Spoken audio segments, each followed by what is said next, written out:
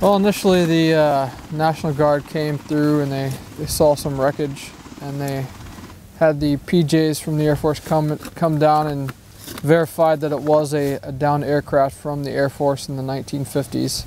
So they coordinated with JPAC, and a few weeks ago JPAC and NWTC came through and located human remains and did a sweep of the entire area, and we found quite a bit.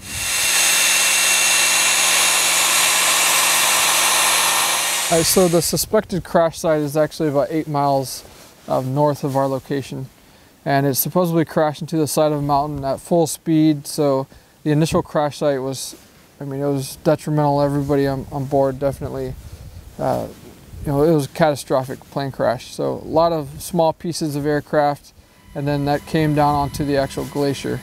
And then over time, that glacier moves at a very, very slow rate, and all those components and pieces of the plane are getting crushed and milled through the glacier as it moves through the ice and through the rocks that are deposited on the glacier as well. So those small pieces become smaller, and 8 miles down the glacier you have what we have here today, which is, you know, very small parts of the plane that are compressed and ground up even more than they were initially. So right now the Air Force recovery team is primary mission is to collect the debris, and if they do find remains, we also are collecting that as well, and then we're going to bring that back to home station for sorting out.